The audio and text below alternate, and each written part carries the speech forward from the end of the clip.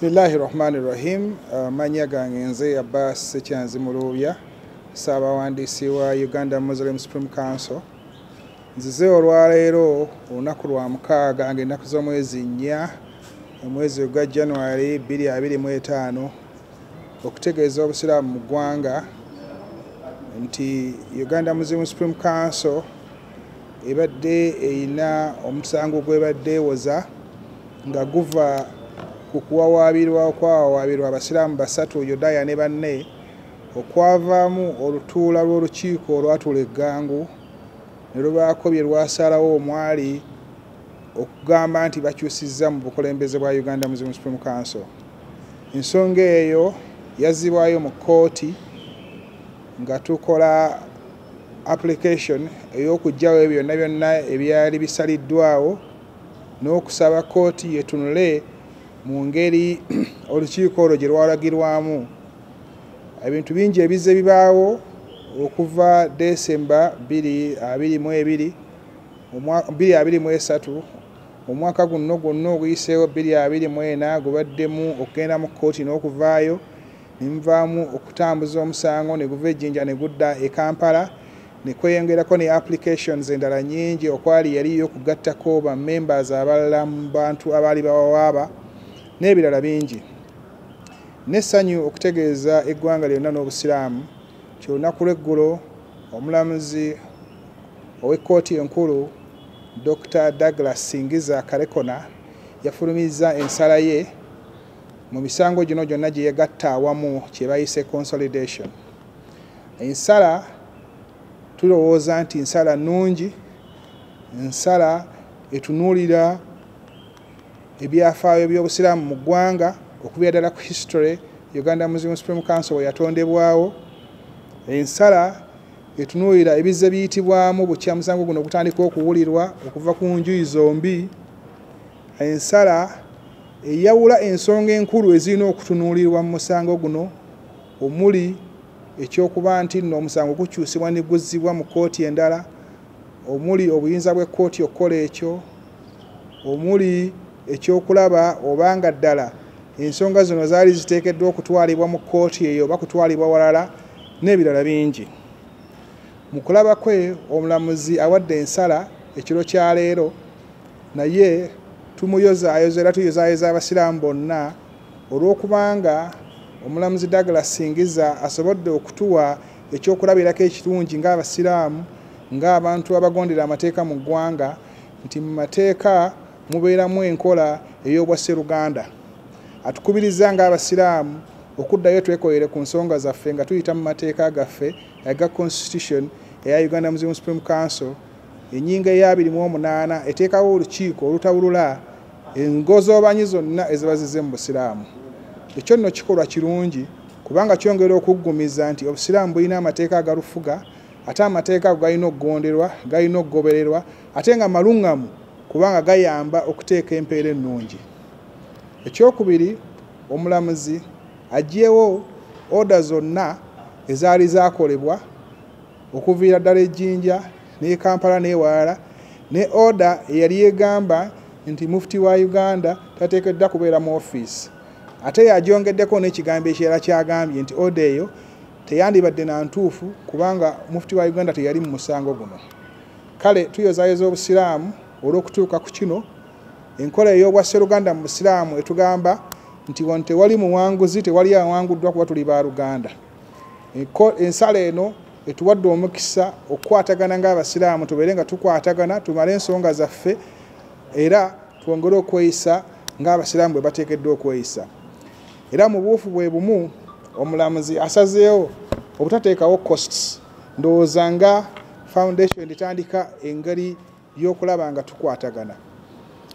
Ekyo nga kiwedde njaga abasiraamu mwenna mu ggwanga nti ensala y'ekkooti eno etuwadde omukisa okukola ebintu ebirungi era njagala okulabula n'okutegeezaawo bonna abagenda mu maaso nga beeyita kye batali oba okukozesa amannya, logo, stationary n'ebintu ebirala ebya Uganda Muslim Supreme Council mu ngeri etali ntuufu nti kati ebyo bikome kubanga kkooti esazeewo era kati kimenyera ddala mateeka ng'era bwe kibadde.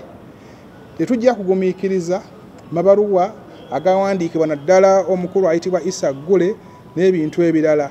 Tubakoowoola mukomewo eka mujje mukole ne Uganda Muslim Supreme Council tutambuze emirimu okusinga okukola ebintu ebitali mu mateeka ate ebitali bituufu ng'ekkooti bwesazeewo. Nga mmaliriza njozi mufti wa Uganda Dr. Sheikh Shaban Ramadan Mubajje olw'obuwanguzi buno bwatuuseeko ng'omukulembeze w'obusiraamu bonna mu ggwanga mu ngeri y'obwa Sseruganda. Njozaayo za Uganda Muslim Supreme Council njozaayo z'abasiraamu mwenna olw'okubanga musobodde okutuuka ku kino nga tewabadde kuyiwa musaayi wabula nga tuyita mu mateeka ate mbakubiriza tugondere nnyo constitution ya Uganda Muslim Supreme Council n'amateeka g'eggwanga agatufuga inshallah. Twebaze kkooti, twebaza abantu mwenna, twebaza nnyo bannamateeka abakoze omulimu guno okulaba ng'omusango guno guwozebwa, ne twebaza n'abo bonna abeenyigidde mu nsonga eno mu ngeri ennungamu ey'okulongoosa n'okutereeza. Assalamu alaikum wa rahmatullahi wa barakatuh. Allahu Akbar.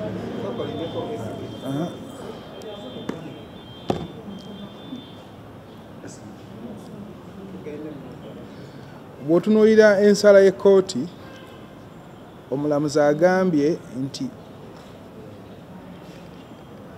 wholly sets aside the judgment and orders in Company Cause number 002 of 2023.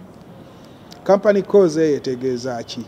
Ye yavaamu olukiiko olwatuula eggangu, ye yavaamu ebyo byonna by'obadde oyogerako eby'abantu abadde balondebwa naki. Kati ebyo byonna bivuddewo. N'olwekyo tekiriiko kubuuza nti ate obukiiko kuba tebubangawo, obwo bwonna buvuddewo ne judgment eyo. Ekibuuzo ekyokubiri, Uganda Muslim Supreme Council y'abasiraamu bonna. Era nebbanga emisango lwebadde nga gigenda mu maaso tewali muntu agobeddwa wano. Buli muntu ajja wano ali ayanirizibwa kasita oba ng'ozzeewo okukola ekyo ekikuleese nga tozzeewo okukola ate emirimu gy'abalala oba kukola bintu birala. So temulimu ga nti kusonyiwa oba butasonyiwa kuba buno busiraamu. Omusiraamu yenna akkirizibwa okujja wano okukola obusiraamu bwe kasita aba ng'azze kukola kituufu. Wabula omuntu alowooza nti asobola okujja okukola effujjo ate amateeka gaba malala agaba gamukwatako gaba amateeka ga ggwanga. Ekyo tekirinaako buyinza. Naye nga tukubiriza abasiraamu mwenna tukuume eddembe, tugoberere amateeka, tugonderere ebiragiro by'ekkooti, tugende mu maaso nga tukolagana ng'abasiraamu abooluganda inshallah.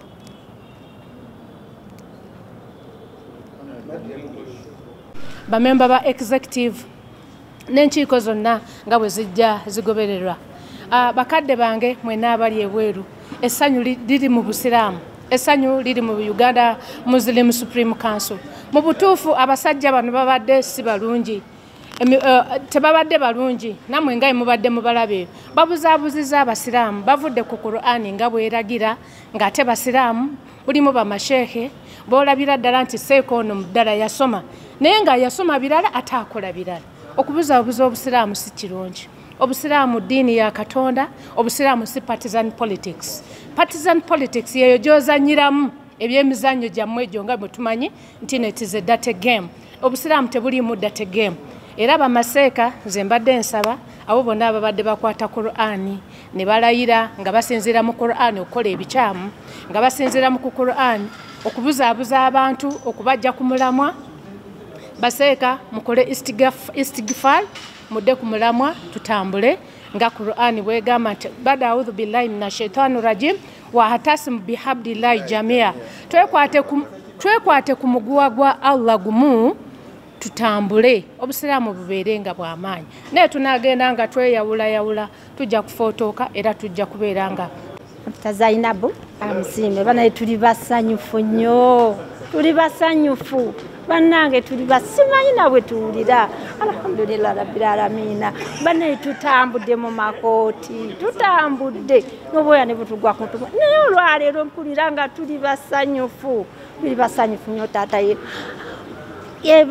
webale kutuuka ku buwanguzi bannange, nze gano simanejjo tozayoza Mufti Sheikh Sabani Ramadhani mubaje omwana wange webale kutuuka ku buwanguzi Mungu yebale kuwanguza wegamba mpulira banegana masigasiga ibuga nti gasi dewa bula sanyu lyeringi kamutima banange ebigambo bimbuze n'okumbula olw'essanyu eringi banange taata kulika fenna tugenda kwifaka wamu nga tadette tullahi barakatu amanya n'eddoboozi Mbuubi Ibrahim ndi wano nga njozayoza Uganda Muslim Supreme Council okubeera nti tutuuse ku buwanguzi obw'ekitalo era nzirako n'okwebaza Allah nti mufti waffe azze nga ayita mu bizibu ebyenjawulo naye ng'ate ye ekintu kiri kimu ng'ayagala nnyo obusiraamu butambulire nga buli wamu era neewuunya okubeera nti oba abadde afuga atya ng'alina executive eyaliko nga tetunnalonda kubanga be bamu era abeekuŋŋaanya ne baba nga bali mu kabondo kamu era we tuba tutunula kati tulaba nti Supreme Council abantu abo nga beekuŋŋaanya ne babeera mu kabondo kamu be badde batawaanya obusiraamu okubeera nga tebugenda mu maaso era otunuulira nti gavumenti yatuyamba ne tuba nga etuwadde obuyambi okulonda n'okukola constitution ebeera amended abo bennyini ababadde bagirwanyisa abali wabweru abeeyita gangu be babadde era be babadde bakola ki be baali mu constitution review ate era be babadde bakola ki babuzaabuza obusiraamu ne bagenda emabbali kooti ebasindise kola nsonga ndala ng'ebagamba nti baali baagala special general meeting ate era bo ne bakola ki ne badissolvinga ne batega nti ate kati gundi jangu oveeko ate gundi ate ne bakola ki ne bakola ate constitution endala eyaabwe etali mu mateeka ng'ate eno gavumenti yagifandinga kale neebaza okubeera nti ekitongole eddamuzi okubeera nga batunudde mu nsonga zino kisajja kikulu ne balaba nga obusiraamu buteekeddwa okuba nga butambulira constitution yaabwo nga bweri kati era kati saawa zino tuli ku kipya mutonzi waffe yasalawo